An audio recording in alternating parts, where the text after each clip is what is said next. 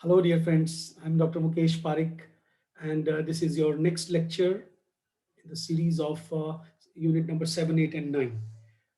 हमारी 7 unit already finish हो चुकी है और 8th हम लोग कल्चरल स्टडीज के लिए अलग से फिक्स करके बैठे हैं और 9th यूनिट में आपका सेकंड लेक्चर है आज। और ये लेक्चर है साइको एनालिटिक क्रिटिसिज्म के ऊपर। तो चलिए आपको लिए चलते हैं साइको एनालिटिकल क्रिटिसिज्म की ओर। साइको एनालिसिस एक अलग टर्म है और साइको एनालिटिकल लिटरेरी क्रिटिसिज्म एक अलग टर्म है। जैसे फेमिनिज्म एक अलग चीज है और फेमिनिस्ट लिटरेरी क्रिटिसिज्म एक अलग चीज है। तो जैसे ही स्टूडेंट इस बात को समझने लगते हैं तो they become bit aware that kind of questions will be there in our exam. Okay, so what is psychoanalytical literary criticism? To apply the theories of psychoanalysis, clinical psychology एक अलग चीज होती है। Clinical psychoanalysis means you try to understand the problems of neurosis in a person who is psychologically ill, और psyche जो word है उसका मतलब सोल होता है। तो साइकोएनालिटिक अगर हम क्रिटिसिज्म की तरफ जाएं तो हो सकता है सबसे पहले दिमाग में ये आए कि भाई साइकी वर्ड का क्या मतलब होता है। अच्छा, ओड टू साइकी आपको मालूम है, एक साइकी एक गॉडेस है ग्रीक माइथोलॉजी में। ओड टू साइकी कीट्स ने एक ओड भी लिखी है, तो उससे आपको पता चल जाता है कि ग्रीक कल्चर में the word psyche had already been there. ठीक है, अब बात करते हैं कि साइकोएनालिटिकल लिटरेरी क्रिटिसिज्म का मतलब क्या होता है। पहली बात, आपके एग्जाम के पॉइंट ऑफ व्यू से आपको सिगमंड फ्राइड का नाम याद रखना है। ठीक है, एक आपको Karl Gustav Jung, JUNG, Jung उनका प्रोनाउंसिएशन है, यूंग का नाम याद रखना है। और तीसरा है आपको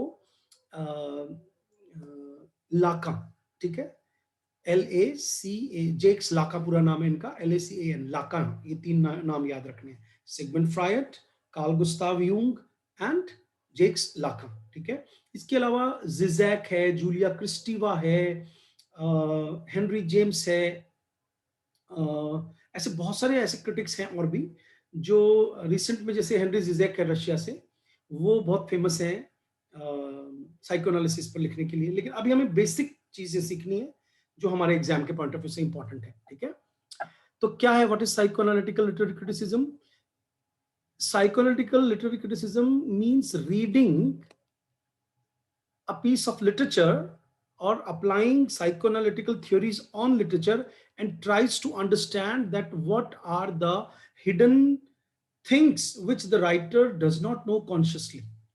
Okay, and next thing, literary text according to psychoanalytical literary criticism is considered like it is like a dream. जैसे हमें ड्रीम आते हैं, अब हमें क्या मालूम कि हमें आज रात को कौन सा ड्रीम आएगा। इसका मतलब है कि हमारा जो माइंड है, सिगमंड फ्राइड ने ऐसे समझाया कि हम पूरे दिन में और बचपन से लेके अब तक हमारा जो प्रोसेस है, हम साइकिक जीव हैं।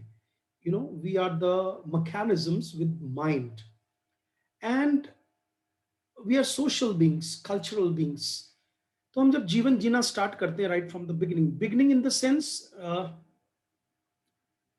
जैसे ही बच्चा अगर पेट में भी है माँ के, तो क्या बात हो रही है, क्या एहसास उसके साथ किया जा रहा है। मान लीजिए गुस्से में आकर के किसी वजह से माँ ने अपने पेट पे ऐसे थपकी मारी, मान लो, तो उसके अंदर सोल है, उसके अंदर एक माइंड है। सोल का मतलब आप स्पिरिचुअलिटी से लिंक ना करें, यहाँ पे हम इसको साइंटिफिकली बात कर रहे हैं।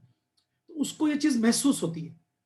और जो बच्चा है उसका दो मैकेनिज्म आप समझिए, साइकोएनालिटिकल क्रिटिसिज्म समझना है तो, कि कोई भी इंसान जब बचपन से लेकर बड़ा होता है तो उसके लिए जो चीज भी उसकी लाइफ में आएगी वो उसके पर्सनालिटी का पार्ट बन जाती है, उसके अनकॉन्शियस में चली जाती है। और फिर जरूरत बनने पर ड्रीम के थ्रू, स्लिप ऑफ टंग के थ्रू, एक्शंस के थ्रू, जेस्चर्स के थ्रू, सेक्सुअलिटी के थ्रू, कलर की चॉइस के थ्रू, बॉडी लैंग्वेज के थ्रू, लैंग्वेज की टोन के थ्रू, इन सब के थ्रू वो जो अनकॉन्शियस है वो निकल के आता है, या उसको ड्रीम्स आएंगे। तो टेक्स्ट जब कोई आदमी लिखता है, everybody is not a writer. तो suppose somebody has become a writer and he has chosen, decided that I would become a writer. So his text is nothing but a representation of his conscious and unconscious mind. Some things he deliberately knows, he knows what he's writing, but some things automatically come, through his pen. तो इसका मतलब है कि कुछ secret desires रह गई होंगी, कुछ एंजाइटीज रह गई होंगी, कुछ ऐसी चीजें जो लिटरेरी वर्क में मैनिफेस्ट होती हैं। ये बेसिक है साइको एनालिटिकल लिटरेरी क्रिटिसिज्म का, कि टेक्स्ट में उस ऑथर का बहुत कुछ ऐसा छुपा हुआ है जिसको अगर हम थोड़ा थियरीज लगा करके समझें तो बहुत कुछ सामने आ जाएगा। ठीक है, so one may psychoanalyze a particular character within a literary work, but it is usually assumed that all such characters are projections of author's psyche. तो तो आप अंदाजा लगाइए कि शेक्सपियर ने जो कुछ भी लिखा है, कोई भी ऑथर ने, इसका मतलब है कि वो उसकी अनकॉन्शियस डिजायर्स में से निकल करके कैरेक्टर बाहर आए हैं। ठीक है, key concepts which are used in psychoanalytical criticism include but not limited to unconscious. अब मैं आपको सबसे पहले अनकॉन्शियस पे थोड़ा डिटेल जानकारी देता हूँ। अनकॉन्शियस माइंड और द अनकॉन्शियस जो है consist of the processes in the mind which occur automatically and are not available to introspection. यहाँ पे क्वेश्चन बनेगा आपका कि हम सोचते हैं ना, हम अंतर मनन करते हैं, सोचते हैं कि आज मैंने ऐसे क्यों किया, लेकिन अनकॉन्शियस एक ऐसी चीज है जिसपे आप इंट्रोस्पेक्शन नहीं कर सकते। आपको मालूम ही नहीं है आपके अंदर कितना बड़ा खजाना पॉजिटिव और नेगेटिव चीजों का अंदर छुपा हुआ है। And include thought processes, memories, interests, motivations. आपको कई बार खुद को पता नहीं चलता कि मैंने ऐसा क्यों किया। इसका मतलब है कि वो अनकॉन्शियस है, इसका मतलब वो डीप रिजर्व है। और मैं आपको समझा रहा था कि वो राइट फ्रॉम द बिगिनिंग आपके, जहां तक जैसे मैं क्लास में जब समझाता हूं तो उसको कैसे क्लियर करता हूं किसी भी स्टूडेंट को। देखिए, एक जैसे मैं क्लास में बोर्ड के पास खड़ा हूं और एक स्टूडेंट पीछे से निकल करके सभी स्टूडेंट्स को क्रॉस करते हुए मेरे पास आ रहा है, तो आपको इस बात का ताज्जुब होगा कि उस वक्त उसका जो ध्यान है वो मेरी तरफ है कि मुझे सर के पास जाना है, मुझे सर ने बुलाया कोई काम से, या मैं स्टेज पे जाकर के सबके सामने कुछ वो स्टूडेंट कुछ कहेगा। तो वो जब वहां से चल के आ रहा है तो कई सारी खुशबुएं सूंघ रहा है। सोच के देखो, हो सकता है बदबू भी सूंघने को मिल जाए उसको, उसको कुछ दिख जाए, चलते चलते उसको कुछ भी दिखा। अब क्योंकि उसका कॉन्शियस माइंड इस वक्त टीचर की तरफ या डेस्क की तरफ या इलेक्ट्रॉन की तरफ या उस प्लेटफॉर्म की तरफ है जहां उसे जाना है। लेकिन जब वो अकेला होगा, घर पे जाके बैठेगा और थोड़ा सा भी सोचेगा, तो उसको वो एक एक चीज जो उसने ध्यान दिया वो भी, और जो ध्यान नहीं दिया वो भी, वो उसके इस पर्सनैलिटी का पार्ट बन चुकी है। हो सकता है वो चीज सपने में कभी आए उसको, और उसको लगेगा कि ये मैंने कभी देखी नहीं, कहां से आई। जैसे भूल भुलैया फिल्म के अंदर इस चीज को दिखाया हुआ है, अक्षय कुमार की जो फिल्म है, कि वो लड़की जब छोटी थी, क्या नाम है उसका, अवनी, वो जब बचपन में बंगाली बोलती थी या बंगाली लोगों के आसपास रहती थी, लेकिन किस तरह से उसने लैंग्वेज को इनकॉर्पोरेट कर लिया अपनी पर्सनालिटी में अनकॉन्शियसली, और उसके जो फियर्स थे, उसकी जो एंजाइटीज थी, उसने उसकी ड्यूअल पर्सनालिटी बना दी। वो केवल फिल्म नहीं है, उसमें इस चीज को दिखाया है कि yes, it happens at times. ठीक है, क्योंकि उसमें आपको पता होगा कि वो एक क्लिनिकल साइकोलॉजिस्ट है जो अक्षय कुमार है। ठीक है, तो आपकी मेमोरीज, आपके इंटरेस्ट, आपके motivations, all are coming out of that reservoir, that powerhouse which is called unconscious. Even though these processes exist well under the surface of conscious awareness, they are theorized to exert an effect on behavior. The term was coined. अब आता है exam के दूसरे question पे कि सबसे पहले जो अनकॉन्शियस वर्ड है वो जर्मन फिलोसोफर फ्रेडरिक शिलिंग ने ढूंढा था, और बाद में सैमुअल टेलर कॉलरिज ने उसको इंग्लिश में यूज किया। ठीक है, उसके बाद में हम आते हैं कि सिगमंड फ्राइड ने इस टर्म को पॉपुलराइज किया। ठीक है, साइकोएनालिटिकल थ्योरी में unconscious processes are understood to be directly represented in dreams as well as in slips of the tongues and jokes. आपके मुंह से कुछ निकल गया, आप किसी खास तरह के जोक्स करते हैं, ये सारी चीजें, या आप जिस तरह के ड्रीम्स देखते हैं, ये सब सिगमंड फ्राइड ने बताया अनकॉन्शियस का कमाल है। अब ये जो टर्म है अनकॉन्शियस, ये मैंने आपको बता दिया है कि कैसे इंग्लिश लेक्सिकॉन में आ गई। ठीक है, उसके बाद हमने बता रखा है आपको कि माइंड को सिगमंड फ्राइड ने कॉन्शियस और अनकॉन्शियस दो हिस्सों में बांटा, और अनकॉन्शियस में आपको ऑलरेडी समझा ही चुका हूं, और बाद में अभी थोड़ी देर बाद हम पढ़ेंगे कि वो जो अनकॉन्शियस माइंड है उसमें आगे तीन हिस्से होते हैं, ईग, ईगो और सुपर ईगो। इसको हम थोड़ी देर में भी पढ़ने वाले हैं। ठीक है, fried proposed a vertical and hierarchical architecture of human consciousness. Conscious mind बताया उन्होंने, फिर उन्होंने कहा कि प्री कॉन्शियस माइंड है, फिर उन्होंने कहा कि अनकॉन्शियस माइंड है। देखिए, एक और गलतफहमी लोगों को रहती है कि सबकॉन्शियस माइंड क्या होता है। देखो, सिगमंड फ्राइड ने सबकॉन्शियस माइंड एक बार यूज जरूर किया था, पर बाद में फिर उसने उस टर्म को डिसओन कर दिया। ओके, तो आपको याद रखना है कि 3 चीजें उन्होंने बताई हैं: conscious, preconscious and unconscious. And he believe that significant psychic events take place below the surface in the unconscious mind, like hidden messages from the unconscious. अब आते हैं कि सिगमंड फ्राइड के कुछ इंपॉर्टेंट कॉन्सेप्ट जो हमारे exam के point of view से हमें पूछे जा सकते हैं, उनको हम स्टडी करते हैं। देखिए, मैं कुछ पढ़ूंगा आपके लिए यहाँ से। इससे पहले कि मैं आगे के कॉन्सेप्ट्स पे जाऊं, देखिए मुझे बार बार थोड़ा सा इसको, मैं आता हूं अनकॉन्शियस माइंड के इद। एक टॉपिक है, इसको इद कहा जाता है। सबसे पहले तो मैं ये बताऊं कि इद जो होता है वो इंस्टिंक्ट से रिलेटेड होता है, इंस्टिंक्चुअल कंपोनेंट ऑफ पर्सनालिटी। इसको आप लिख लीजिए, ये क्वेश्चन में आएगा आपको। जब हम पैदा होते हैं तो बर्थ के वक्त ही हमारे अंदर इंस्टिंक्ट होती है, अंदर हमें सेक्सुअल इंस्टिंक्ट हो सकती है किसी चीज काम को करने के लिए। ये एक सोर्स है बॉडी की नीड्स का एंड वांट्स का, इमोशनल इम्पल्सेस का, डिजायर्स का। हमारी जो सेक्स ड्राइव होती है, जिसको सिगमंड फ्राइड ने लिबिडो टर्म दिया है। जिनको लिबिडो नहीं पता वो लिख लो।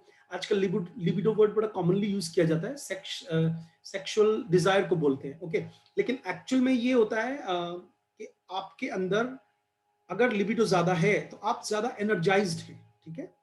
And it acts according to the pleasure principle. Instinctual होता है हमारे अंदर और प्लेजर प्रिंसिपल पे काम करता है। What is pleasure principal?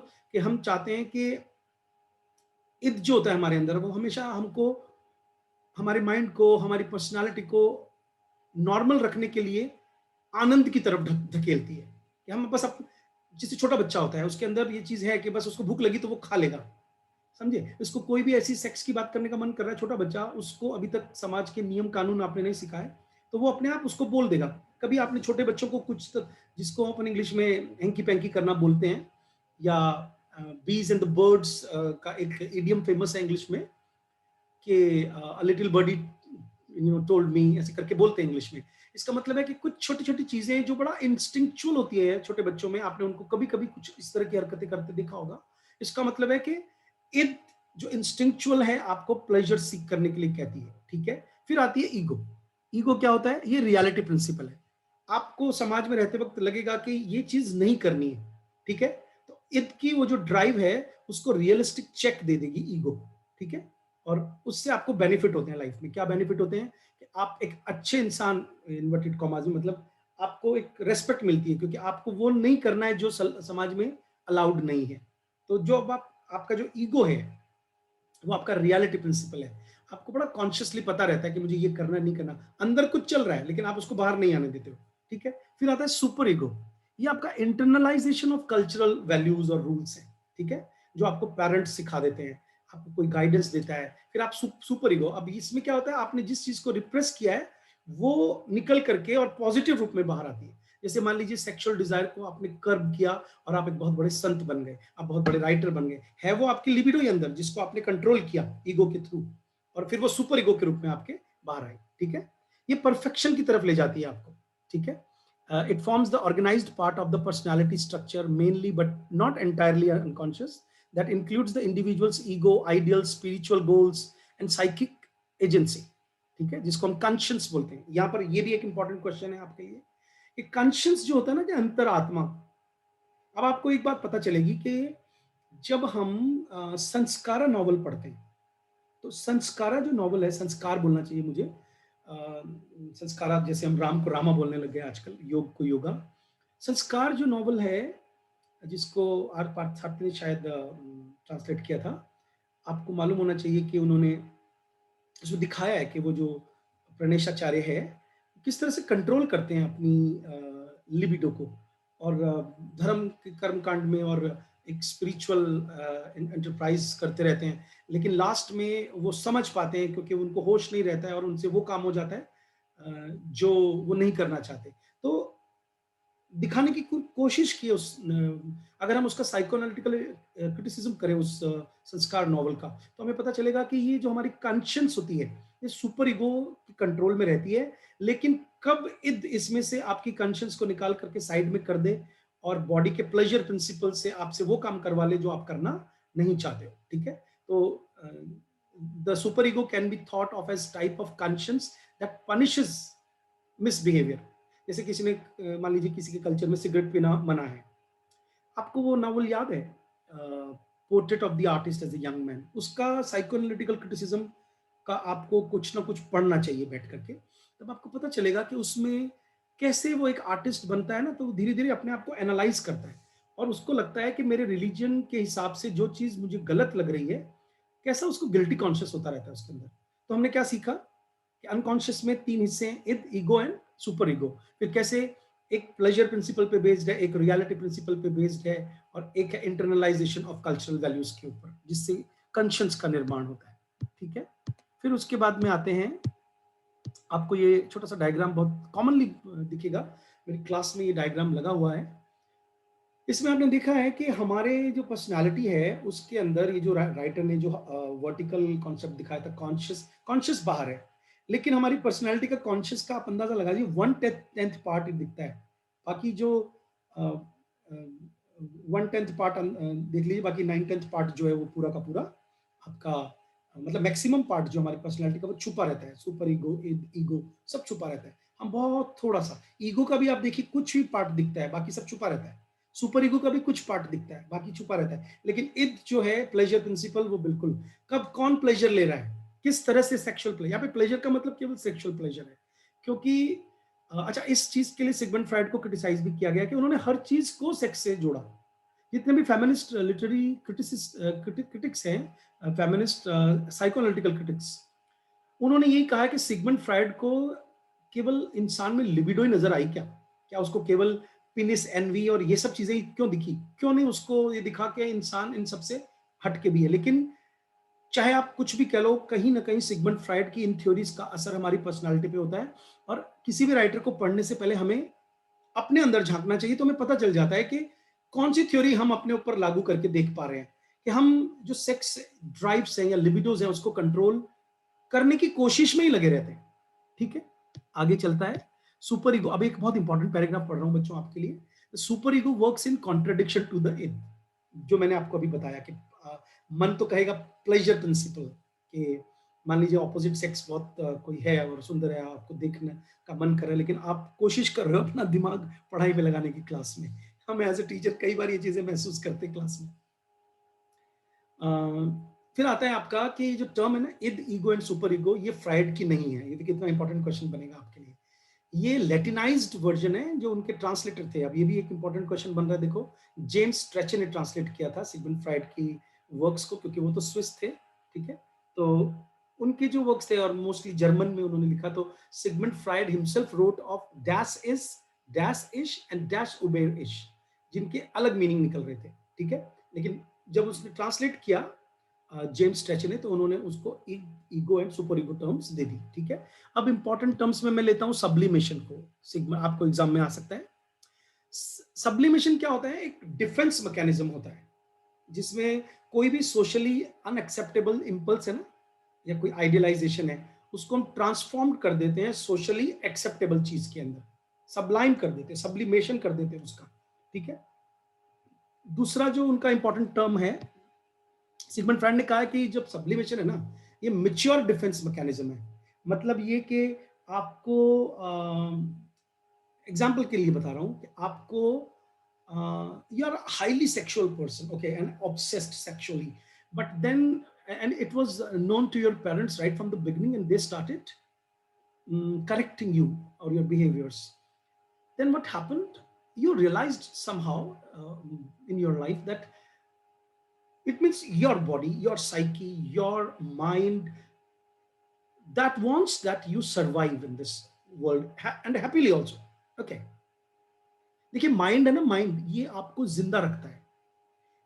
इसके कई सेफ्टी वॉल्व्स हैं। जैसे एक एग्जांपल इससे हटके देता हूं पहले समझाने के लिए, कि एक औरत को ससुराल में सिखा के भेजा कि भाई वो ससुराल है, वहां पे ज्यादा बोलना नहीं है, घूंघट करना है, चुप रहना है। वो बेचारी हर चीज को जब कंट्रोल करते करते करते अब उसका दिमाग जो है वो प्रेशर से भर गया। तो वो या तो चीखने लगेगी, या वो उसको देवी देवता आने लग जाएंगे, भूत वगैरह। वो अपने बच्चों को पीटेगी अगर, या वो क्या करेगी, बहुत ज्यादा सफाई करने लगेगी। आपको इन चीज़ों को देखना है, समझना है और लेक्चर अटेंड करने के बाद चुपचाप बैठना है थोड़ी देर, ताकि वो जो बातें मैं बता रहा हूँ वो आपके दिमाग में गूंजे और फिर आप साइलेंटली चीज़ों को समझ पाएँ तो वो वर्ड भी याद हो जाएँगे आपको। जैसे साहब बीबी और गुलाम जो फ़िल्म है गुरुदत्त साहब की, उसमें एक सीन आता है जिसमें जो मेन हीरोइन है उसकी जो जेठानी है, क्योंकि उसमें ये दिखा रखा है कि जो पैट्रियार्कल सेटअप है और ये जो बड़े नवाब लोग हैं जमींदार सॉरी, ये अपनी वाइफ्स के पास कम रहते हैं और प्रोस्टिट्यूट्स या अपनी जो कॉन्क्यूबाइन्स और कीप्स हैं उनके पास ज़्यादा रहते हैं। जब वो गाना आता है, साकिया आज मुझे नींद नहीं आएगी, आप इस नए ज़माने के बच्चे हो, लेकिन ये फ़िल्म फ्रांस में आर्काइव्स में रखी गई है, फिलॉसफी की क्लासेस में दिखाई जाती है। मुझे सेमिनार्स में ही पता चला है इन बातों का। तो मैं ये एग्ज़ाम्पल दे रहा हूँ आपको कि उस फ़िल्म में वो लड़की क्या करती है मीना कुमारी, वो अपने हस्बैंड को रिझाने के लिए शराब तक पीने लगती है। मेन स्टोरी ये है। लेकिन उसमें दिखाया है कि उसकी जो जेठानी है, ऑब्वियसली उसका जो जेठ है सीनियर ब्रदर इन लॉ उसने भी ये सब किया होगा। तो वो औरत अब क्योंकि बड़े घर की औरत है तो इज़्ज़त का पुलिंदा सारा उसके ऊपर है। तो वो किसी नौकर से भी संबंध नहीं बना सकती। तो सेक्सुअली जो सप्रेशन है उसका ऑब्सेशन जो है सेक्सुअल या जो उसकी जो डिमांड्स पूरी नहीं हुई बॉडी की, तो वो किसी और चीज़ में आ गई। या तो वो बहुत पूजा करने लग गई और देखते हैं कि वो हाथ बहुत धोती है बार-बार। बार-बार हाथ धोती है। ओवर क्लीनलीनेस का एक कॉन्सेप्ट है वो उस फ़िल्म में दिखाया है। तो ये जो डिफेंस मैकेनिज्म है कि अब अगर आप ओपनली सेक्स डिमांड करोगे and because you are living in a patriarchal culture then you will be termed a slut. आपको गाली देंगे लोग कि ये तो उल्टा है, ये तो प्रोस्टिट्यूट है। लेकिन then what will you do? You will translate it or you will sublimate it. You will transform those desires and जो acceptable है सोसाइटी में। लेकिन है ये डिफेंस मैकेनिज्म, आपका माइंड फट ना जाए, आपका माइंड का सेफ्टी वॉल्व कहीं उड़ ना जाए, आप पागल ना हो जाओ कहीं, ठीक है? फिर आता है डिस्प्लेसमेंट, एक टर्म इन्होंने दिया है। डिस्प्लेसमेंट का मतलब होता है शिफ्ट करना। ये अनकॉन्शियस डिफेंस मैकेनिज्म है जहां पे माइंड जो है वो सब्स्टिट्यूट कर लेता है इधर a new aim or new object for goals felt in their original form to be dangerous or unacceptable. ये सब्लिमेशन से थोड़ा सा डिफरेंट है, ज्यादा डिफरेंट नहीं है, लेकिन डिस्प्लेस कर लिया आपने कि आप पहले कुछ तरह का कुछ काम करना चाहते थे लेकिन अब आपने अपने गोल चेंज कर लिए। आप आप बहुत बड़ी माउंटेन क्लाइंबर बनना चाहते हो, सोसाइटी ने आपको अप्रूव नहीं किया, तो आपने क्या किया, आप क्या करते हो जैसे मेरे को एक नॉवल याद आ रहा है, आपके एग्जाम के पॉइंट ऑफ व्यू से बताता हूँ। इनसाइड द हवेली, रमा मेहता का लिखा हुआ है, उसको साहित्य अकेडमी अवार्ड मिला है। तो आपने नोटिस किया होगा कि उसमें एक पढ़ी लिखी जो लड़की है वो बाहर नहीं जा सकती क्योंकि वो बड़े घर की बहू बन गई है। तो किस तरह से वो बच्चों को पढ़ाने लगती है, ओके। और उस नॉवल में दिखाया है कि उस क्योंकि she belongs to reputed family and she is the daughter-in-law, so she it is uncomely for her, it does not behove of herself that she should demand equality and something like that. Then the writer has created an he has or she has juxtaposed one character. उन्होंने एक लक्ष्मी नाम की नौकरानी दिखाई है जो घर छोड़ के चली जाती है, ठीक है। इसका मतलब है कि जो चीज उसकी पर्सनालिटी में दिखानी चाहिए वो किसी और चीज के थ्रू दिखा दी, डिस्प्लेस कर दिया। और साइकोलॉजी में डिस्प्लेसमेंट का मतलब क्या होगा, सिगमंड फ्राइड ने क्या कहा है कि आपको ऐसा लगता है कि अगर आप ओपनली कोई बात कहोगे और उस सोसाइटी में अनएक्सेप्टेबल है, सेक्सुअल चीजों की ही बात चल रही है, तो आप क्या करते हो, उस बात को दूसरे तरीके से कहते हो। जैसे आप एक पेंटर बन गए, ठीक है, और आपने जो पेंटिंग बनाई है उसमें शिवलिंग की पेंटिंग्स बना रहे हैं, न्यूड पेंटिंग्स बना रहे हैं, ये सब एनालिसिस हो रखा है, बहुत सारा रिसर्च हुआ है कि आप जैसे राज कपूर है, राज कपूर को बहुत बड़ा शोमैन माना जाता है। आपने कभी नोटिस किया होगा उनकी फिल्मों में कहीं ना कहीं हीरोइन न्यूड होती है या बहुत झीना सा कपड़ा पहनकर भीग रही होती है। And you know he says that I am a showman and I am showing the feminine body, but that means somewhat he is doing which is socially more acceptable than, क्योंकि आपको मालूम नहीं है, आप उनकी biography तो उन्होंने नहीं लिखी, लेकिन जिन लोगों ने उनके ऊपर लिखा है मैंने वो पढ़ा है कि वो कितने ज्यादा ओवर सेक्सुअल थे बचपन में, लेकिन क्योंकि परिवार वाले टोकते हैं इन सब चीजों के लिए तो वो एक बहुत बड़े शोमैन बन गए। समझ में आ रहा है? और उन्होंने वो सभी पर्दे पर दिखाया और हम ताली बजाते हैं कि वाओ सच एन आर्टिस्ट। तो इन्होंने अपने एम को डिस्प्लेस कर लिया, ठीक है। उसके बाद में कंडेंसेशन एक टर्म दी इन्होंने कि व्हेन अ सिंगल आइडिया, कोई इमेज, कोई मेमोरी, कोई थॉट और dream object stands for several associations और आइडियाज। तो कई चीजें कंडेंस हो जाती, कंडेंस का मतलब समझते हो ना, जैसे भाप जो है वो कंडेंस हो जाता है। तो बहुत सारी चीजें आपकी, कई बार आपने नोटिस किया होगा, ये जो सररियलिस्टिक पेंटिंग्स होती है ना, उनमें कंडेंसेशन काम कर रहा होता है कि आपको अजीब सा सपना आया कि एक गाय भी है, वो भैंस भी है और वो रस्सी पर चल रही है। तो ये चीज जो हम इलॉजिकल सपने देखते हैं ना, वो कंडेंसेशन है, जिसमें क्या होता है हमारी मेमोरी, इमेज, बहुत सारी चीजें जो एक्सेप्टेबल अनएक्सेप्टेबल, वो सब चीजें हमारे ड्रीम में इकट्ठी हो जाती है। फिर एक टर्म है इडिपस कॉम्प्लेक्स। इडिपस कॉम्प्लेक्स जो है आपको मालूम होना चाहिए, इंटरप्रिटेशन ऑफ ड्रीम्स 1899 में सिगमंड फ्राइड ने बुक लिखी थी, वहां उन्होंने ये वर्ड कॉइन किया था, ठीक है। एंड इंट्रोड्यूस इन्होंने इसमें किया था और कॉइन किया था इस बुक में, a special type of choice of object, ठीक है, मेड बाय मेन। तो क्या होता है ये इडिपस, आपको पता है सोफोक्लिस का लिखा हुआ इडिपस रेक्स एक ड्रामा है, जिसमें वो लड़का अपनी माँ से शादी करता है, ठीक है। वो कहानी आपको मालूम होनी चाहिए। अब इडिपस कॉम्प्लेक्स क्या होता है, दो तरह का होता है, एक नेगेटिव होता है, एक पॉजिटिव होता है। नेगेटिव में क्या होता है, जो चाइल्ड है अपनी माँ के साथ बचपन से पला बड़ा है, तो उसको ऐसा लगता है कि I am the part of my mother's body and sexually instinctually ही considers like mother is mine. तो जब फादर मदर के पास आते हैं तो उसको वो बुरा लगता है पेरेंट। इसलिए आपने कभी देखा होगा कि बाप बेटे में बहुत कम बनती है, माँ और बेटे में ज्यादा बनती है, ठीक है। और जो डी.एच. लॉरेंस है, उन्होंने सन्स एंड लवर्स जो नॉवल लिखा है वो इडिपस कॉम्प्लेक्स बताने के लिए लिखा है। और पॉजिटिव जो होता है उसमें, इसको आप पढ़ लेंगे। उसके बाद आता है, मैं कार्ल गुस्ताव यूंग के कुछ टॉपिक्स आपको पढ़ के सुनाऊंगा। देखो, कार्ल गुस्ताव यूंग का भी दखल साइकोएनालिसिस में रहा है और उन्होंने कलेक्टिव अनकॉन्शियस और आर्केटाइप नाम के दो टर्म्स दिए। तो कलेक्टिव अनकॉन्शियस क्या होता है, देखिए ध्यान से। कलेक्टिव अनकॉन्शियस का मतलब होता है universal heritable elements common to all humans.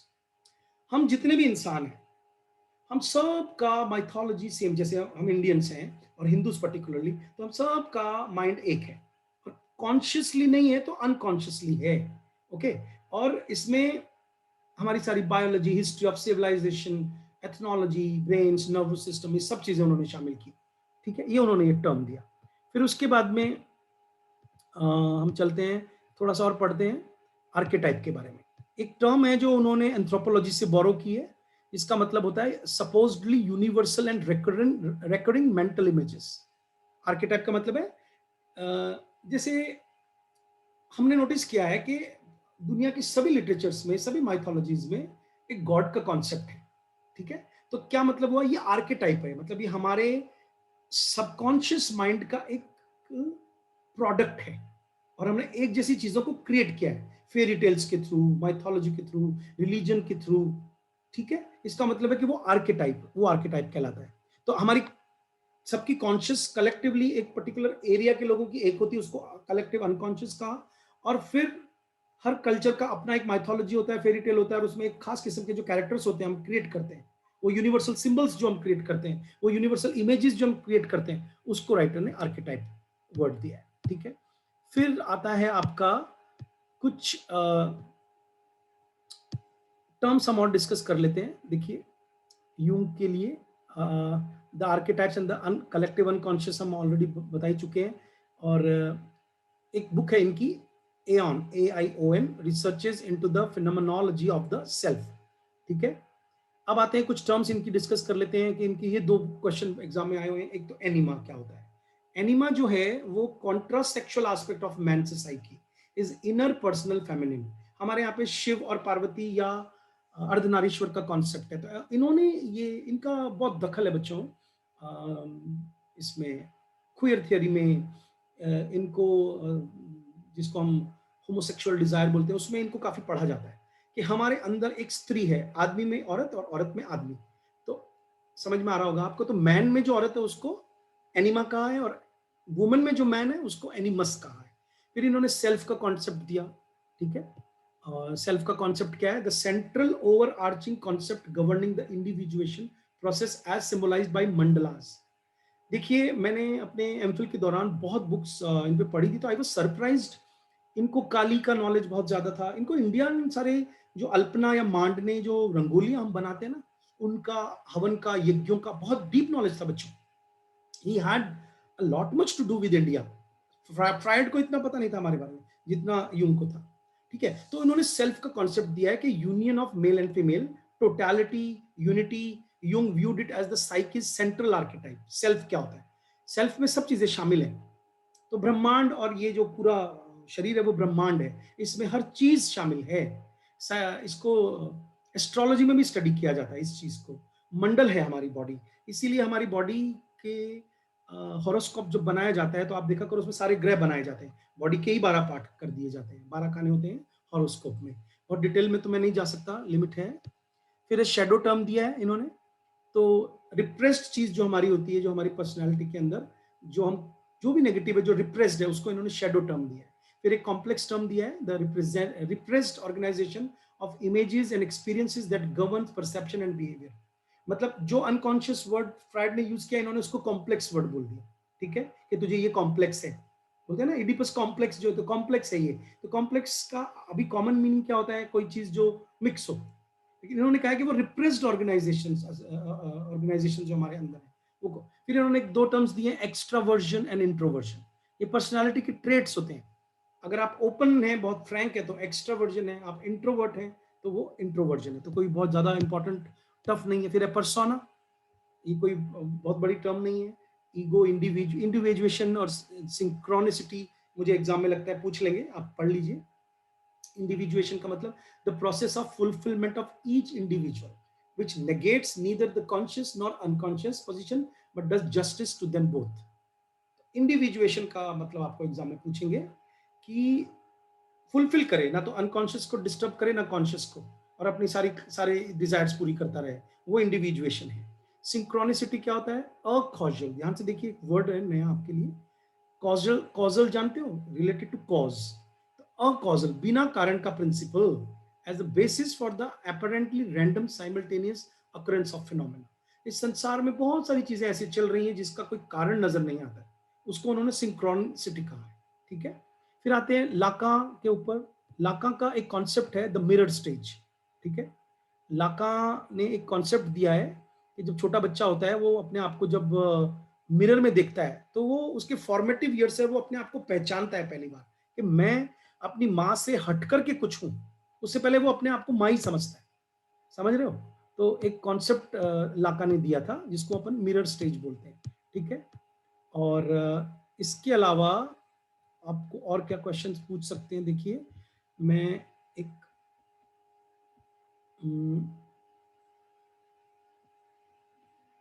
Just minute, कोशिश करता हूँ कि मैंने जो भी अभी आपको दिखा रहा हूँ, कहीं ऐसा ना हो कि वो आपको शेयर ना हो स्क्रीन पे। ये जो टर्म्स हैं, इसमें मैं आपको कुछ एक्स्ट्रा चीज पढ़ाना चाह रहा था लाका को लेकर के। तो देखिए जरा ध्यान से। हम्म, हम्म, देखिए, लाका का एक स्टेटमेंट है, typical statement of Laka and oft coated dictum. ये घबराने की जरूरत नहीं, क्या पढ़ रहा हूं मैं, आप सबके पास में एम एच एब्रम की बुक होती है ना, वो एम एच एब्रम का साइकोएनालिसिस आप निकाल लीजिएगा, उसी में से पढ़ रहा हूं मैं ये वाला। The unconscious is structured like a language. ये लाइन आपको याद रखनी है। ठीक है? जेक्स लाकान जो है, उनको फ्रेंच फ्राइड भी कहा जाता है। ठीक है? इन्होंने क्या किया था, इनका क्या कंट्रीब्यूशन है, आज साइकोएनालिटिकल एनालिटिकल क्रिटिसिज्म का लेक्चर है, तो उसमें ध्यान से आप ये भी पढ़ लीजिए लाका। इन्होंने डेवलप किया सिम्योटिक वर्जन ऑफ फ्राइड। सिम्योटिक क्या होता है? साइन का लैंग्वेज। ठीक है? साइन समझना। Converting the basic concepts of psychoanalysis into formulations derived from the linguistic theory of Ferdinand de Saussure. अब ये इंपॉर्टेंट क्वेश्चन बन रहा है कि फर्डिनांड डी सॉजर, जिन्होंने सिग्निफायर और सिग्निफाइड टर्म्स दिए थे, या जिन्होंने सिम्योटिक्स की स्टार्टिंग की, उसको जेक्स लाका ने साइकोएनालिसिस पर को लिंक करके समझाया। और उन्होंने कहा कि जैसे सिग्निफायर और सिग्निफाइड होते हैं ना, ऐसे ही अनकॉन्शियस भी एक लैंग्वेज है। हमारा जो अनकॉन्शियस है, उसकी एक लैंग्वेज है, और हम धीरे धीरे इसको समझ सकते हैं। इस procedure is to recast Freud's की कॉन्सेप्ट, जो भी हमने अब तक पढ़े, सब्लिमेशन, डिस्प्लेसमेंट, ईगो, अनकॉन्शियस, ठीक है, फ्राइडियन स्लेप, इडिपस कॉम्प्लेक्स, जो भी हमने पढ़ा है उनको उसने लिंग्विस्टिक मोड में ढाला, कहा कि ये लिंग्विस्टिकली पढ़े जा सकते हैं। मतलब इसको मैं इजी लैंग्वेज में समझाऊं तो कि अनकॉन्शियस के भी क ख ग हो सकता है, ए बी सी डी हो सकता है, और हो सकता है कि अगर हमको वो समझ में आ जाए तो हम किसी भी आदमी का सबकॉन्शियस पढ़ सकते हैं। Okay, viewing the human mind not as preexistent, mind पहले से एग्जिस्ट नहीं कर रहा है, but as constituted by the language we use. इसका मतलब है कि जब हम पैदा हुए तब हमको कुछ भी नहीं पता, ये लैंग्वेज है जो हमारा दिमाग बनाती है। So especially important in Lacanian literary criticism is Lacan's reformulation of Freud's concepts of the early stage of psychosexual development and the formation of the Oedipus complex into the distinction between a pre-linguistic stage. तो एक होता है, इन्होंने कहा कि एक pre-linguistic stage होती है जिसमें लैंग्वेज नहीं है, जब तक बच्चों से बात नहीं कर रहे हो तब तक उसको कुछ चीजों का समझ नहीं आता, जब बात करने लगते हो तो धीरे धीरे उसका माइंड डेवलप होने लगता है, ठीक है, और वो सिंबल्स को समझने लगता है। अब जब वो सिंबल को समझने लगता है तो ध्यान से देखिए, टू स्टेजेस निकल के आते हैं। एक आती है मिरर स्टेज। क्या होती है? The moment when the infant यानी शिशु, बच्चा, learns to identify with his और her image in a mirror. Okay, और सिंबॉलिक क्या होता है? Symbolic is the infant subject assimilates. Infant subject का मतलब है वो जो बच्चा है, असिमिलेट्स जोड़ता है अपने आप को, the inherited system of linguistic difference hence is constituted by the symbolic। Language symbol है, तो वो जो बच्चा है वो उस सिंबल्स को समझने लगता है, लैंग्वेज को समझने लगता है, और फिर धीरे धीरे धीरे धीरे वो जो समाज में ऑलरेडी चीजें फिक्स्ड हैं, फिर वो धीरे धीरे धीरे धीरे उसको समझ में आती है, लेकिन पहले पहले उसको समझ में नहीं आती है, पहले वो उन चीजों को यूज नहीं करता है। The symbolic realm of language, realm का मतलब area, in Lacan's theory is the realm of the law of the father, patriarchy, in which the phallus मतलब मेल सेक्सुअल ऑर्गन जो सिंबल है, जो कि प्रिविलेज्ड सिग्निफायर के तौर पर इन्होंने कहा है, ये क्वेश्चन आपको आया हुआ है एग्जाम में, that serves to establish the mode for all other signifiers. मतलब बच्चा समझ जाता है कि जो संसार है उसमें पेट्रियार्की चलती है, ठीक है। तो ये मैंने आपको हल्का सा, मैं आपको लेके आया एमएच एब्रम्स की तरफ, ठीक है। एमएच एब्रम्स की तरफ आए तो एक दो बातें और सीख लो। आपको ये पिनिस इनवी टर्म दिख रहा होगा ना, पिनिस इनवी एक टर्म है जिसका मतलब है कि बच्चे को, जो लड़की पैदा होती है उसको ऐसा लगता है कि लड़का प्रिविलेज्ड है, क्योंकि कहीं ना कहीं उसके पास वो है जो मेरे पास नहीं है, लड़की ऐसा सोचती है, और वो जो लड़के के पास है वो क्या, मेल सेक्सुअल ऑर्गन। तो उसको ऐसा लगता है लड़की को कि शायद, और वो लड़कों से जिस तरह से जलन करने लगती है। ये सारी चीजें केवल साइकोएनालिसिस में पढ़ी जाती हैं कि मेल सेंटर्ड जो सिगमंड फ्राइड की थ्योरी है ना, इसके अंदर ही कॉन्सेप्ट निकल के लोगों ने फिर इनको डिफेंड किया, या कई लोगों ने इनको आर्ग्यू किया कि ये उतना सही नहीं है, ठीक है। फिर एक दो किताबें आप देख लीजिए, यूंग की कंट्रीब्यूशन टू एनालिटिकल साइकोलॉजी 1928 में पब्लिश हुई, and modern man in search of a soul, ये दो बुक्स इनकी लिखी हुई हैं। कलेक्टिव अनकॉन्शियस हम आपको ऑलरेडी समझा चुके हैं, ठीक है।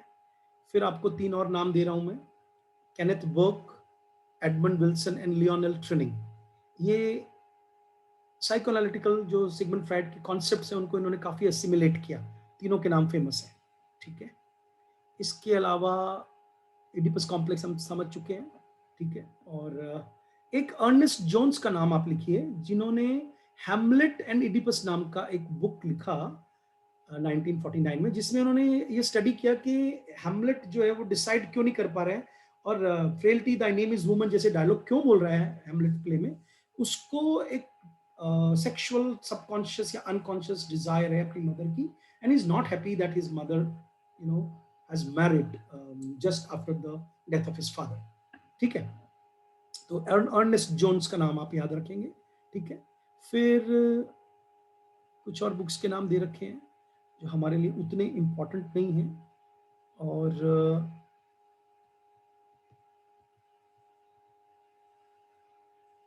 ये आपको ऑलरेडी पढ़ा चुका हूँ, कंडेंसेशन, डिस्प्लेसमेंट, ये सब भी उसमें दे रखा है। लिबिडो टर्म हम ऑलरेडी डिस्कस कर चुके हैं, क्योंकि मुझसे रहा नहीं जा रहा था, मुझे लगा मैं आपको ये भी बता दूं कि हमने, जब मैंने पहले डिसाइड किया कि मैं एमएच एब्रम से पढ़ाऊंगा चलो बच्चों को, लेकिन जब मैं नोट्स बनाने लगा, उसको लेके आया, उसका पीडीएफ बनाया, तो मुझे सेटिस्फेक्शन नहीं मिला। मुझे लगा ये बच्चे ज़्यादा अच्छे क्वेश्चंस नहीं कर पाएंगे इसमें से, काफी लिमिटेड है इसमें. Then I made another PDF, and then now I'll be merging them and giving these things to you. Okay. चलिए, इसमें मुझे और एक्स्ट्रा कुछ नजर नहीं आ रहा है बच्चों, मैं इसको मर्ज कर देता हूँ. ठीक है, तो अब हमने क्या सीखा आज बताइए. हमने साइको एनालिटिकल क्रिटिसिज्म में लगभग बहुत सारी चीजों को डिस्कस किया है. एक से दूसरी बार लेक्चर अटेंड कर लीजिएगा, चलते फिरते खाना खाते, तो आपको चीजें समझ में आ जाएंगी.